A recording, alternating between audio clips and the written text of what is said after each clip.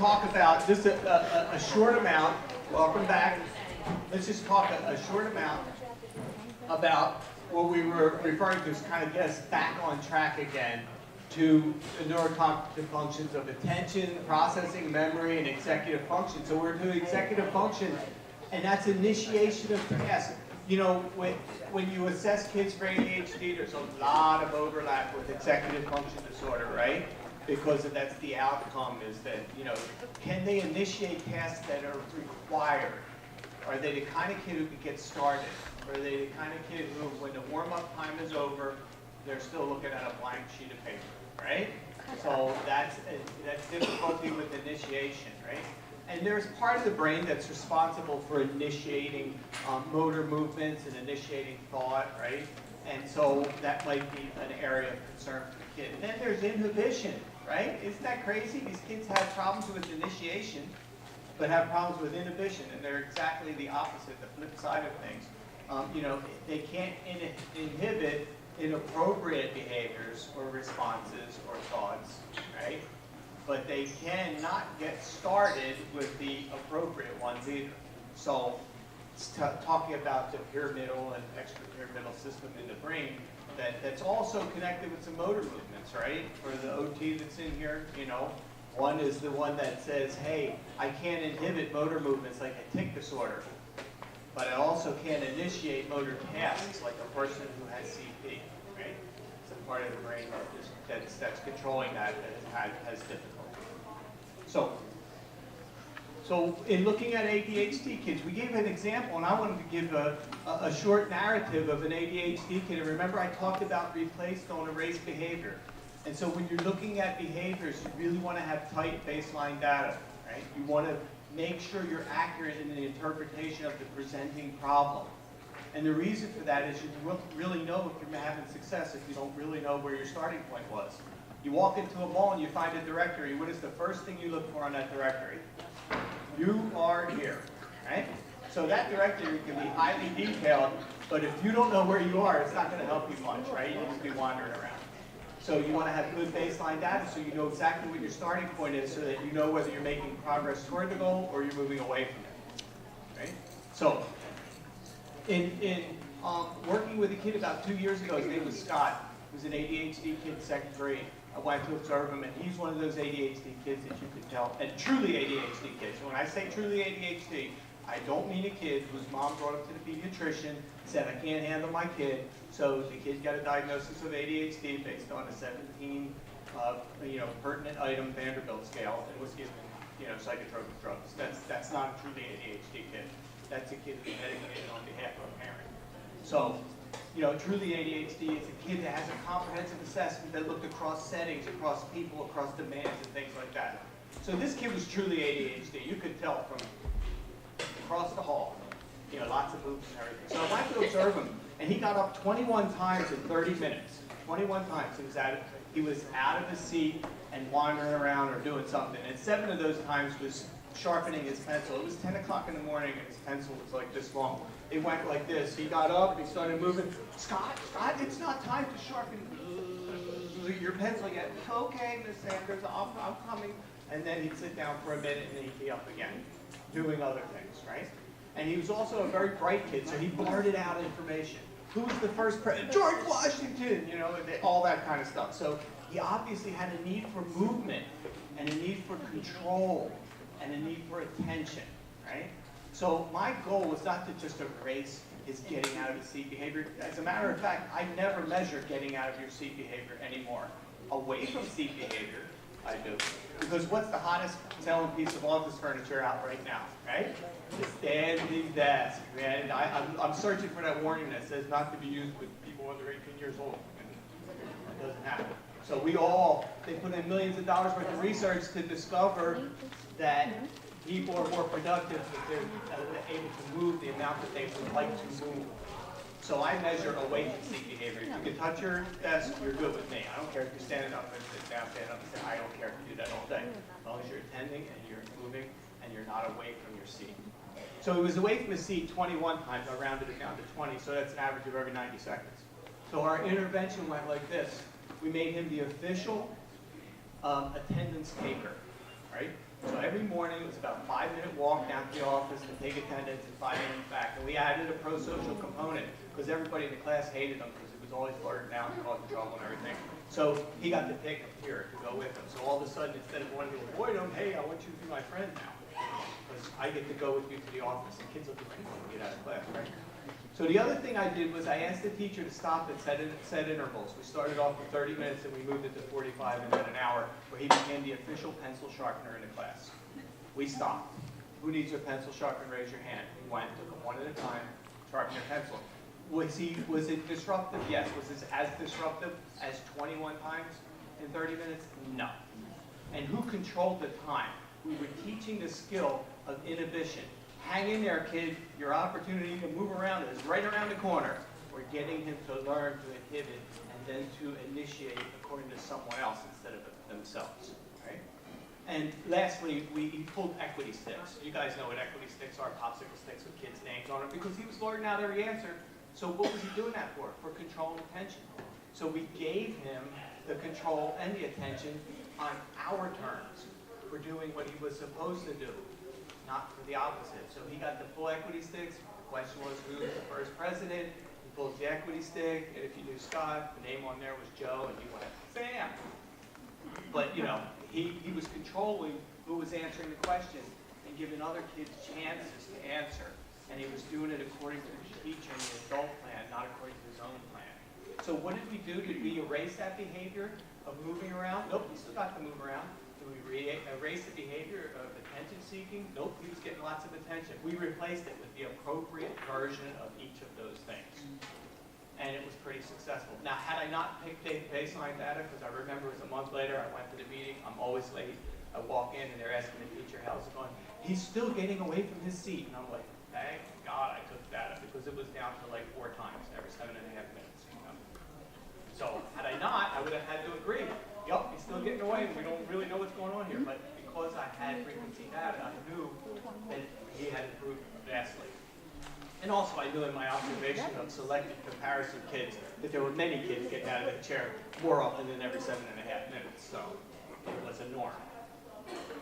So that's the idea of not only turning the brain on in activities, but having an adult have control of that, but meeting the need that the behavior that was being met through the initial maladaptive behavior, meeting that same need. So not just erasing the behavior, but replacing it with an appropriate one that meets the same need. So we taught him how to initiate the proper tasks. You know, hey, it's time to get up and sharpen pencils. Impulsively, hang in there. You know that in a few minutes that you're going to be able to get up and move around. And of course, you're going to hear it. It's probably not prevalent in this school because you guys work with a unique population, but in the general ed population, I always hear, well, if I let him do it, then I have to let the other kids do it. Not really. Really? You're the instructional leader in that classroom. You get to decide. So what do you say to a kid that says, how come he always gets to lead the line? You know, I have twins. They're 20 years old. And I can remember at their 3rd birthday party wishing I had a protractor to cut that chocolate cake exactly. His piece is bigger than my piece. You know, I was like, oh my God. So I finally came up with a solution, and that is to always say to them, I promise to give you all the chocolate cake you need to be happy. And when that kid says, how come he's always the line? I promise your opportunity to lead a line will come. You might be 17 and it might be in a grocery store, but I can make that promise and be true. So when a student asks, how come he does 3 and I have to do 10? I promise to give you all the math problems you need to be the best math student you can be. You don't have to sit there and justify the kid. I mean, you know, would you sit there and answer them, how come we have reading at this time in math? And you wouldn't sit there and say, well, that's the way. You just say, what are you talking about? Because that's the way it is. We organized it for your good. So remember that you can answer those questions and be honest and fulfill the kid's need. Right? So no more of this worrying about what the good students think when I'm treating the bad students differently. I saw a guidance counselor do one of the best presentations on that ever. She put up a slide up on the thing in class, on the overhead. There was these nasty people with nasty injuries and a kid with a little cut on his finger, right? And all these other kids with these nasty bruised injuries. And she said, I have the solution for all of their problems. And they said, what was it? Because I'm distributing, they're each going to get a Band-Aid. And the kids were like, what are you talking about? No, they're each going to get a Band-Aid. Because we want to treat them all equally, right? Because it would be unfair to give, no, he doesn't need a Band-Aid, he needs one. Of course he does. Well, same thing for people in this classroom. Some people need more support, some people need more help, some people need more assistance. So I'm going to give them what they need. Because there's a saying that says there's nothing less equal than treating unequal people equally. So just think about, you're the instructional leader in the class, you're the adult, and you can meet that kid's needs, and you can also meet the needs of other kids that don't have to be all treated the same. You can give them what they need to be the best student that they can be, or the most compliant student that they can be. It's not about everyone gets the same. That is, yeah, it's very passe. So attention is an area we just talked about, right? It's the frontal region of the brain. It's the same region of the brain that has to do with executive function. Guess what else it's very interconnected with? Very interconnected with emotions, right? You know, there was a famous study of this guy who was a railroad worker. His name was Phineas Gage. He had a railroad spike go right through his head, right through the prefrontal cortex. And somehow, I mean, it was a 3-foot-long pry bar. Somehow they got it out of his head, and he lived. And they said he could do everything that had to do with his job, except he couldn't keep his behavior under check. He was losing it, getting angry and all that. He was off the hook in terms of his behavior. Because the prefrontal region, which is also involved in planning and everything, but it's involved in emotional regulation too. So if attention, and they call it a downstream function, remember what I said, attention is a foundation. Until we can address that, the rest is not going to be very successful. So if you don't have a kid attending to a lesson, if you don't have a kid attending to an intervention on behavior, right, and they're not really focused and learning what you're asking them, they're not going to be better. So you have to get their attention first. And the same way we do with adults, making sure there's eye contact, maybe using a visual, some kind of visual support.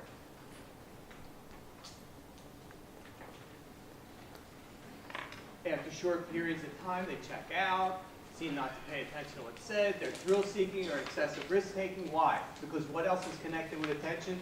Executive function. They're not thinking about, hey, jumping across the street and seeing if I can make it before the car comes. You know, that's cool, you know, that's thrill-seeking. But, you know, didn't think about the possible outcomes, too. Seek sensory stimulation, like video games, and often appear bored or disinterested. They're not bored or disinterested. We think that attention has to do with perfect eye contact and all that, but that may not be their mode of paying attention. That's why we need to make sure we can provide visuals, we can provide auditory input, multimodal kind of input when addressing those needs. So what do? Make sure they have good eye contact. We begin an activity that gets everyone's attention. You know, I have attentional problems too, you know, and I tell my wife, when there's more than 2 or 3 of us in a room and you want to say something directly to me, say my name first. Hey, Rob, now I got my attention, now tell me. Because all of a sudden when she's like halfway through the grocery list, I'm like, that was meant for me. And I missed it all, right? So grabbing their attention, making sure you have that before you initiate the information. Keeping it brief, simple, and to the point, get rid of the ancillary information, right?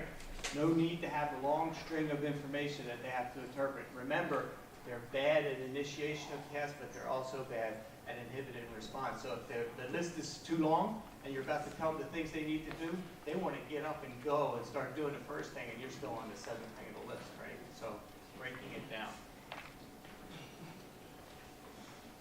In terms of hands-on, making sure they have opportunities. Look, I train long-distance runners. I've been a lifelong long-distance runner, right? Training does not mean where I say to them, someone comes to me, hey, can you train me? Yeah, run 5 miles a day. I'll see you at the Philly distance run in September. That's not training, right? Training is assessing what their skill set is, creating a program that uses their strengths to address other areas that they might be weaker in, right? Providing practice opportunities, assessing their progress again, and then seeing how they're doing, right? And the same thing, when you hear the word training, whether it's relaxation training, whether it's parent training sessions. Training means to instruct, provide feedback, provide opportunities to practice, and then provide progress monitoring. So when it comes to training and discussions, you have to provide opportunities. And remember, ADHD kids, if they're the combined type or the hyperactive type, they need movement. You're not going to fix that. It baffles me when people say, I'd like him to sit down. Because you have told them what you would like does not mean that they can do it. I mean, we have irrefutable evidence that ADHD, truly diagnosed ADHD people have brains that work different than other brains. They have areas of need, and one of those needs is movement, right? So to inform a kid that you'd like them to sit down is the equivalent of walking up to a Parkinson's patient and saying, hey, I see your face is twitching, and now that I've informed you, of course you can stop. No, they can't stop because it's a neurological difference that they have that prevents that from happening. The same thing with ADHD kids. They are different. They are wired differently. And if we want to paddle up the stream, we're just looking for opportunities for conflict. We have to meet them where they are, use their strengths to address their weaknesses. You have got to provide what they need. Okay. Processing. Sometimes it isn't that they, especially TBI kids, sometimes it isn't that they can't process, it's processing speed, right? All your neurocognitive assessments have a processing speed component, right? Sometimes they're not really measuring completely processing speed, but it's different for different people. Processing speed, just like long distance runners, some of them are fast and then they poop out, and some of them are, they can keep the same amount of pace the whole way through. When I do an assessment with the Wexler scales, there's a coding subtest and a symbol search subtest, and it's timed for 2 minutes. And years ago I learned, I have a little tiny photocopy, a mini version of that I staple in the protocol, and I make a mark where they are at the 1 minute mark. Because 55, a raw score of 55 on coding is different if it was 45 at the 1 minute mark and they've scored 10 more in the last minute than a kid who does 25 and then another 30. Because that's the way they process their information. We have to be really cognizant of that. That we're not asking kids to do more than they can do and providing the time they need to process it based on the evidence that we have. Is processing a problem? Maybe they pick up part of the instruction or conversation. Maybe they need time for consolidation. On the wide range assessment of memory and learning, they have a list learning test. A list learning test is where you just say words and they repeat them back, right? And the words are all not connected. It's like boat, cone, tree, all these crazy words. And the kids, if they're under 9 years old, there's 12 words that you say to them. And they tell you as many back as they can immediately. And then you do that again. And you do it 4 times.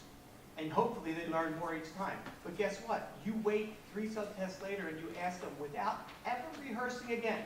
You say to them, oh, remember that list of words you told me about 20, 30 minutes ago? Can you tell me as many of those as you can remember? And for many kids, it is their highest score, if not close to the top. They haven't heard those words for 20, 30 minutes. Why? Because they have a chance for consolidation. Sometimes that information needs to be consolidated in memory. And so sometimes asking that kind of kid who you know has problems with consolidation is waiting to the end of the lesson to say, oh, by the way, remember that question we had? Pete, can you answer that? Or remember that narrative we read? Can you tell me what that was about? Because now you processed it. But in the moment, there's too much else going on. They need to consolidate that information.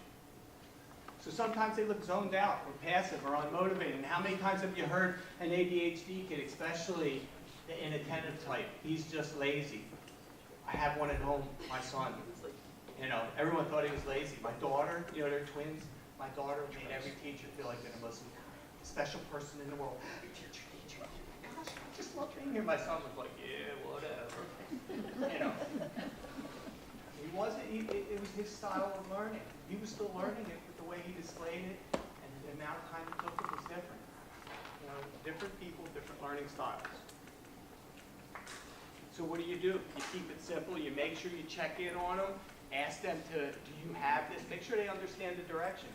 Because a lot of kids can do the task, but they never got the directions. Especially if they have problems with initiation or redirecting their attention to you. So if you start saying to a kid, they're in the middle of doing their reading, and all of a sudden you say, take out your science books and turn to page 60 and do numbers 1 through 5.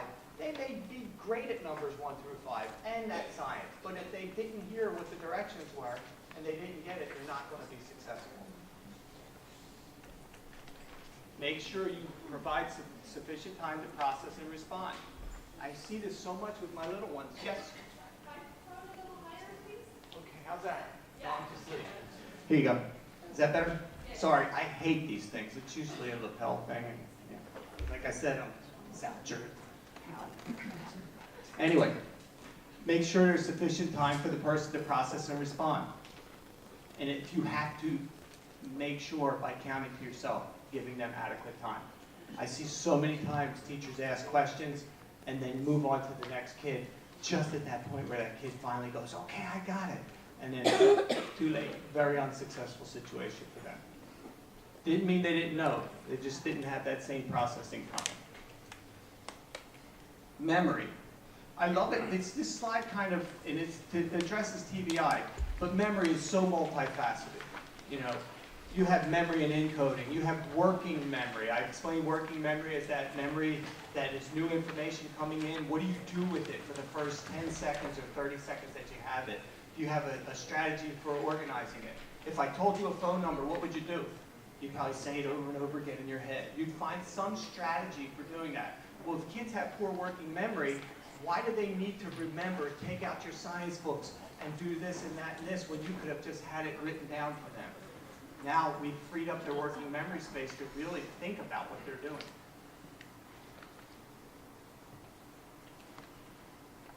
So is memory a problem? They're inconsistent in their performances, have difficulty recalling previously. He knew that yesterday. Well, maybe he needed more time for encoding. Maybe he needed more time for rehearsal. There's a big difference between kids knowing information and repeating it back, and then encoding it into their memory, and then being able to bring it back from their long-term memory and make it useful information. Doesn't follow through with activities or instructions because maybe they can't do the task, but doesn't remember what the instruction was. That working memory component might be described by other people as being forgetful. So what do?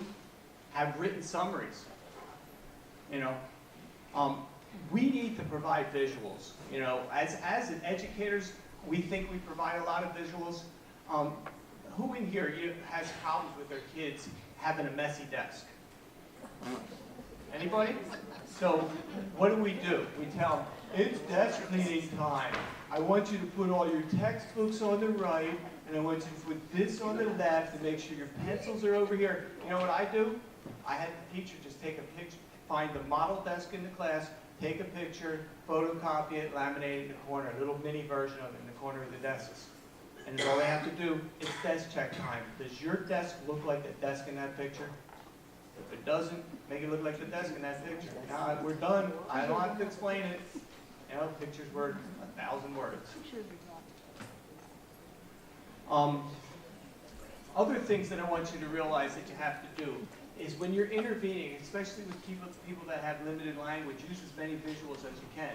Rob's instructions about intervening with a child with autism, you know, and not a criticism of it because it worked. So if it works, don't fix it. But the other thing is I would have visuals because a kid tantruming, you sound like Charlie Brown's teacher, right? But you can still get the demand to them by presenting a visual, right? Choices, and who makes the choices? I can tell you, and it doesn't have to do with this slide, but when it comes to behavioral intervention, doesn't matter what the problem is, doesn't matter what the presenting problem is, my solutions are never happening at that time. If I have a 6th grader refusing to do his math page over and over again, or if I have a 4-year-old tantruming in a hallway, what I'm going to do was decided by me and that student in advance at a time they were available to me. So if I have to meet with a 4-year-old and say to them, hey, Gertrude, when you're doing dangerous things with your body that can hurt you and others, what would you like Mr. Robert to do? And we're going to talk about it. And we're going to provide some choices. Do you want to take a walk? Do you want to sit against the wall because they love the tantrum in the middle of the hallway? Or, you know, do you want to go to the cozy corner? Would you like to take deep breaths? Make me remind you about that. And so we have visuals. right? And that decision was made. When I have the 6th grader who tells me, I don't want to do the math lesson, I don't want to do that. Well, can you do 3 for me? Yeah, I can do 3, knowing that when we get into that situation, he's going to say, I don't want to do 3, I want to do 1. And my response is going to be every time, awesome, go ahead and do 1. You know why? Because 1 will give me an opportunity to create dialogue between that student and me. 1 will allow me to look at, is it a skill deficit or a performance deficit? 1 will give me a reason to encourage and to praise that kid accurately if he can do 1. And a negotiation skill, isn't that a negotiation skill? No, I want to do 1. Who here has ever bought a car and not negotiated? If you do, I want to be your car salesman. You know, we all negotiate, right? We consider that an adult skill. And if a kid's willing to negotiate, that means it's an investment already. That they're thinking about it, that they're in the game at least. So whether it's a refusal, a tantrumy kid, a kid eloping from a class, it doesn't matter what those behaviors are. The decision is made when they're emotionally available, they're not emotionally distraught. When we're getting along, so let's have lunch together, let's bring your tray, we'll talk about it. Hey, you want to share my Nutri-Grain bar? Are you allergic to nuts? No, but anyway, you know, things like that. And when they're available is when we do it. You know, if I want a brand new fishing kayak, I don't wait till my wife and I are discussing all kind of financial distress to bring up that. I'm going to pour 2 glasses of Cabernet, we're going to be sitting on the deck, and I'm going to say, wow, look at that sunset, that's beautiful. Wouldn't that look awesome from the back of a brand new fishing kayak? You know, because available, ready, relaxed, that's when you problem solve, not in distress and conflict, not when we're kids tantruming. Those solutions are decided ahead of time.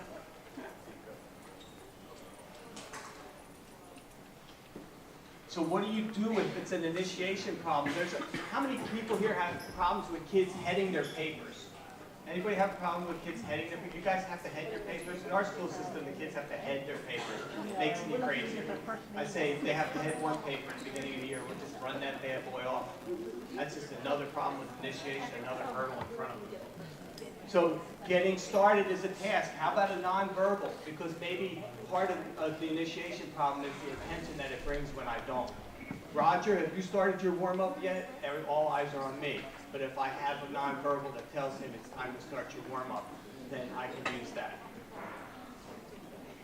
Sometimes these kids appear like they need constant reminders, but are we providing some positive, negative attention, but to them, kids, right? Any attention's better than no attention. So I'll take the negative stuff anytime I can get it. So is there some attention attached to those frequent reminders? So if it's an initiation problem, break it down. Make it into smaller components so that they can make it manageable, right?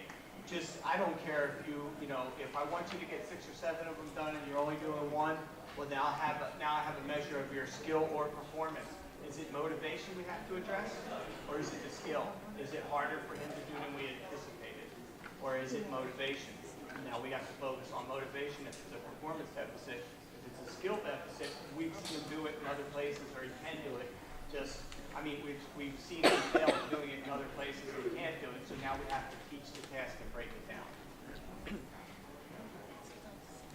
Use checklists, calendars to initiate tasks. Who here hasn't seen the kids start a science fair project the Friday before it's due or something? It's just crazy, and then they're throwing it together.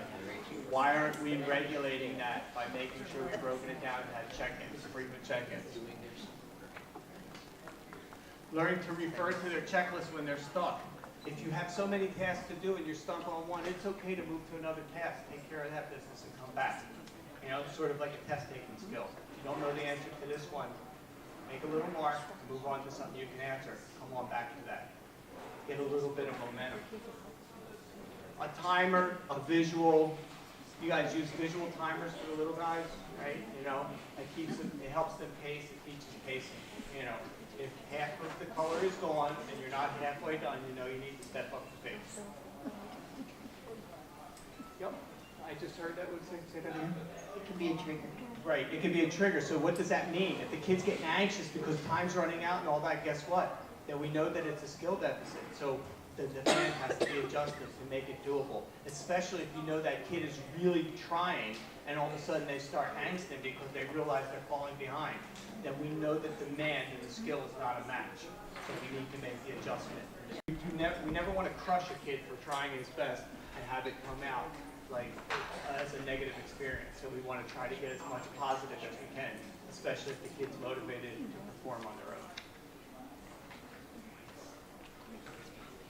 Impulsivity. Whew. This is a tough one. You know, two kids that want to be impulsive. I gave you the idea about Scott and the sharpening pencils. That was an impulsive thing. I mean, I watched the kid break his pencil so that he could get up and go.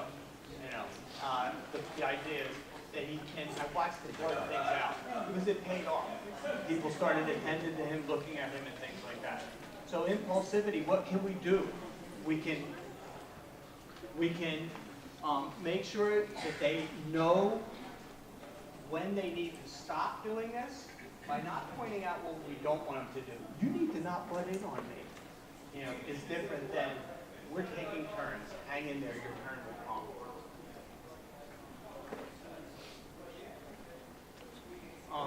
They might not follow directions, right? They're impulsive. Why aren't they following directions? Oftentimes because that working memory's not in place. They never attended to start with, right? Attention and impulsivity go together almost all the time, right? So if they're not attending to what it is, maybe they're here I go again. You know, I'm going to just stick this down.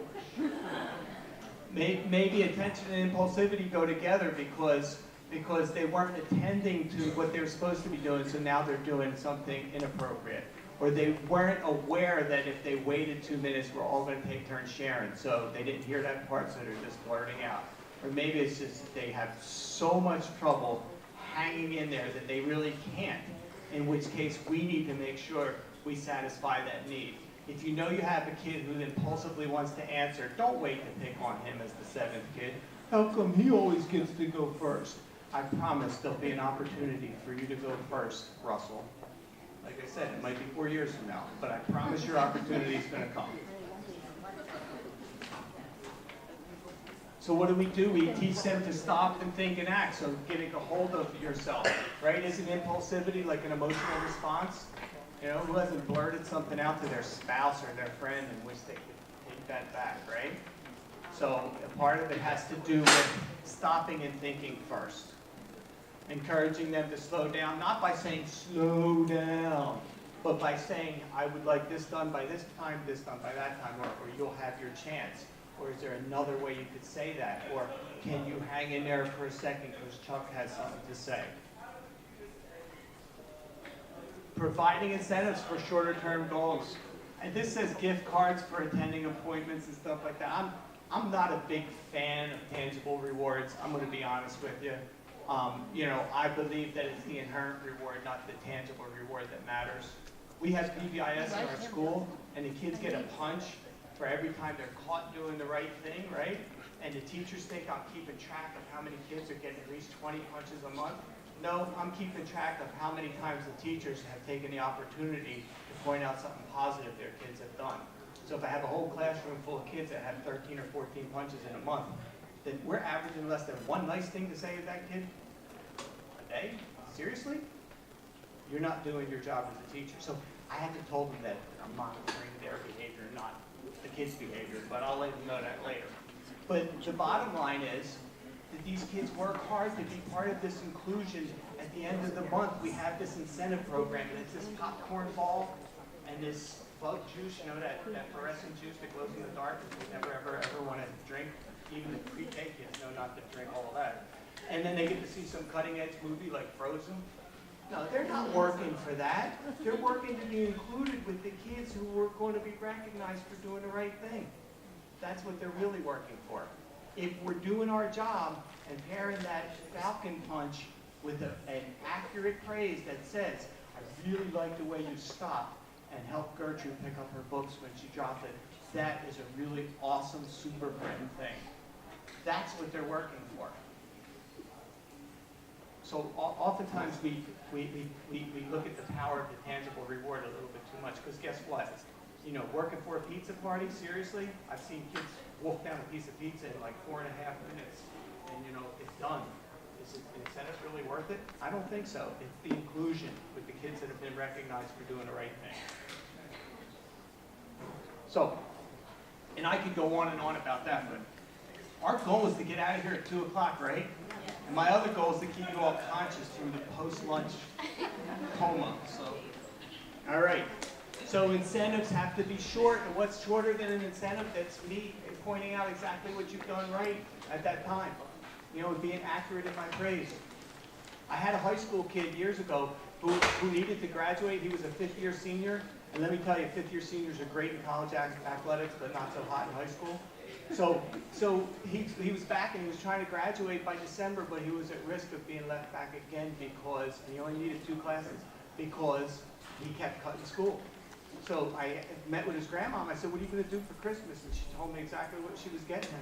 A pair of Air Jordans, and this was in the late 90s. I looked at them. They were like $200-something then. That's like a $400 pair of sneakers now. And I told her, "Well, you know, he hasn't been coming to school and he needs to come 17 out of the next 20 days or he's going to be back. You're going to be having to wake him up all January, February, March, April, May, and half of June. You really want that, Grandma?" She said, "No." "You already bought him the shoes?" "Yeah." "Please don't tell him." "Okay."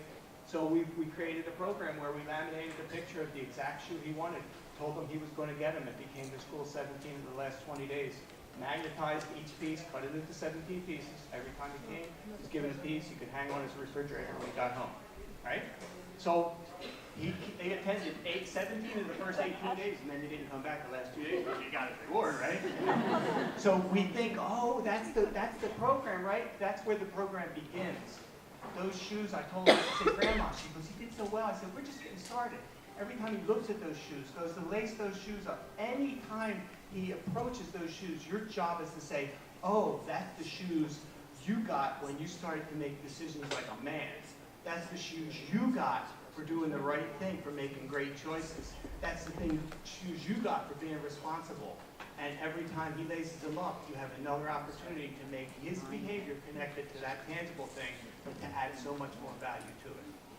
So it's not that reward. The shoes were great, but that constant reminder, because I saw him a year later at a football game, and he said, "My grandma was driving me crazy about that." I said, "You're not wearing your shoes." He goes, "I wore them out." My God, my grandma was every 2 minutes. I said, "Okay, she did her job." So planning and organizing a problem, come on, we're all educators, right? If you're not good at planning and organizing for yourself, then you probably shouldn't be in the business, right? So think about your strengths and how you can support the kids in planning and organizing, right? I mean, even bad educators who are bad planners and organizers are better than the average, right? And if you're not, you probably found ways of having people assist or help you with that. Well, that's what you have to do with these kids, right? Their kids, they show up late, they miss their deadlines, they're racing down the hall with the bells ringing, they don't have their homework, the dog ate it, and all that other kind of business, right? They don't stick with any one activity except the computer game. So, put them on a schedule, put them on a plan. Oh, again. Oh, God, I hate this thing. Put them on a schedule and put them on a plan, right? Make sure that you start to function as their executive function, supporting their planning, supporting them in a way that allows them to participate, right? And then slowly withdraw those supports. Teach the skill of planning. Teach the skill of management. Has anyone here ever heard of AVID? AVID? Nobody? Okay, so AVID is Advancement via Individualized Determination, and it's basically a program that teaches middle schoolers and high schoolers executive functions, personal responsibility, planning, and management. And in Maryland, you can actually get a high school credit for it. So think about it. Look it up, just the word AVID, A-V-I-D, and then look up AVID and planning. It's a pretty cool system, and it's pretty much free except for the materials. They'll do all the training and everything. So setting the agenda, making sure they have check-ins along the way, things like that. Mental flexibility. Wow, how many of our problem kids have difficulties with mental flexibility? They're either in the initiation, inability to initiate, or they're having difficulty inhibited. and they're going back and forth, right? So that mental flexibility is that and isn't that what makes people emotional intelligence, what makes people more effective? If someone throws a roadblock in their way, they problem solve to figure out how to get around it. We need to teach that mental flexibility. Now, certain kids are never going to get it, right? You're not going to teach an Asperger's kid, hey, you're going to excel in mental flexibility, because it's not going to happen. Or a child with Asperger's, I'm probably going to hear you should talk in the first person. But anyway, certain people have challenges, right? But teaching other kids problem solving, mental flexibility, if it didn't work, don't become disappointed, try plan B. Don't let it become a barrier, try something else. Has difficulty thinking on their feet, gets stuck, can't get off of it. Ask them the same question over and over again, even though you've given them the answer that it's not going to be that way. Has difficulty adjusting to a change in the schedule or routine. So what can you do? You can get out in front of that and make sure that you warn them when there's a change in the activity, a change in the situation, a change in seats. Who here didn't hate when they came into school as a kid in school and all of a sudden there was a seat change? I mean, maybe they had a sucky seat and maybe they were like, okay, but most of the time you were like, wow, I finally got used to where I am. And that's just a seat change. Imagine that if you're well equipped, imagine kids who don't have that mental flexibility. Cognitive flexibility, there's lots of assessments out there for it, but it is a challenge. And a lot of times what we think are kids that aren't good problem solvers, just really their problem is that cognitive proficiency and mental flexibility. When they didn't come up with the right answer, they got stuck on it because they didn't have the ability to learn another way of getting to it. And we need to provide them with alternatives so that they can choose the right ones. And the idea that there's more than one right way to do it. Do you ever see a kid get stuck on, I did this right, yours can't be right? Yeah, well, there is more than one right way to do some things. I had a math teacher like that. No, didn't do it my way, so it doesn't count. He could use some mental flexibility. Self-awareness.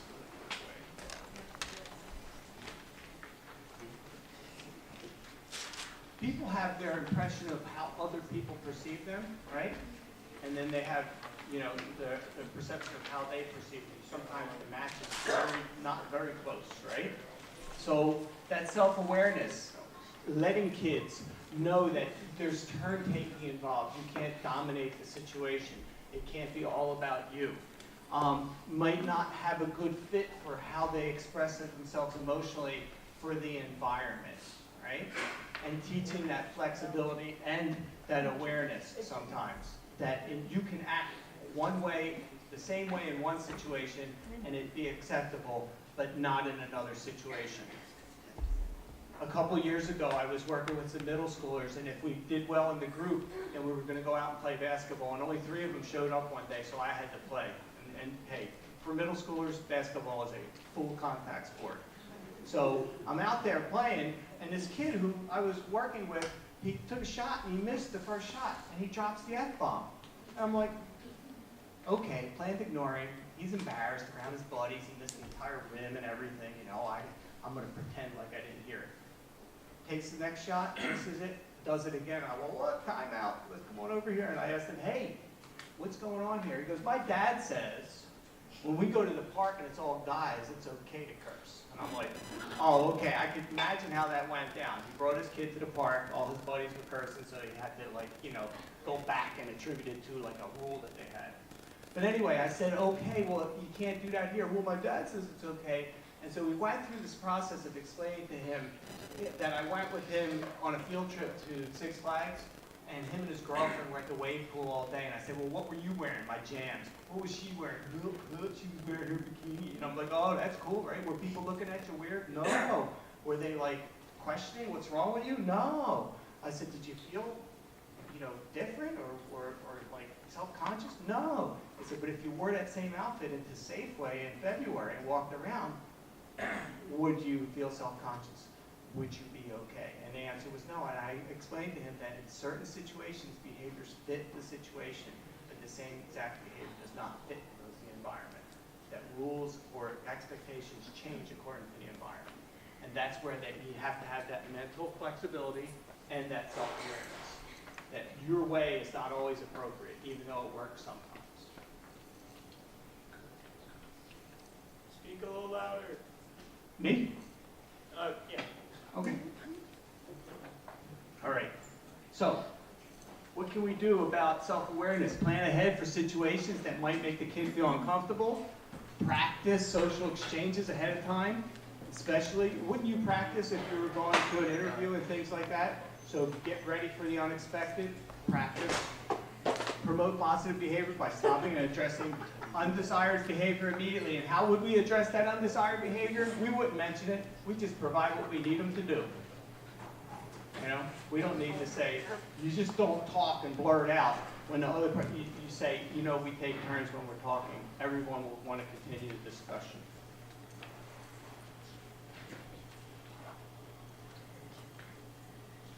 Identify specific problems that are potential barriers to whatever your plan is. Develop clear strategies to accommodate problems, taking into consideration this skill set that this kid has in communication. Always consider cognitive and communication skills when developing any kind of intervention, when developing any kind of plan.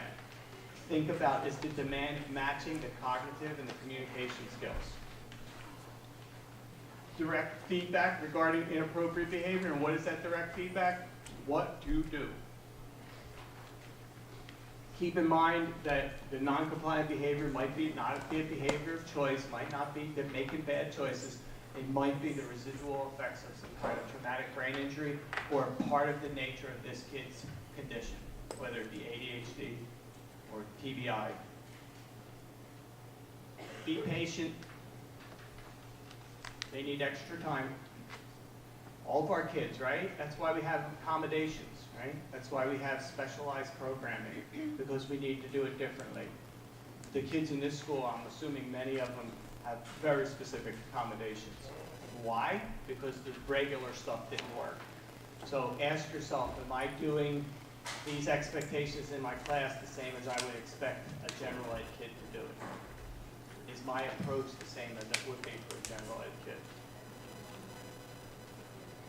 Okay, here are some resources. I have all the faith in the world that everyone in here is a reader, so I won't read any of this to you, right?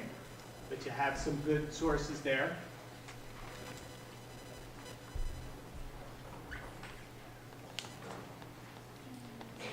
Are there any questions in reference to what we just covered? Any questions? And, like, they'll kill me if I put my hand up. We'll be here past 2. Oh my God. Yeah, he said me too. Put your hands down. Okay. It's crazy. I only got an hour left. You see all these slides I got to go through. All right, so thanks, Robert. Fine job.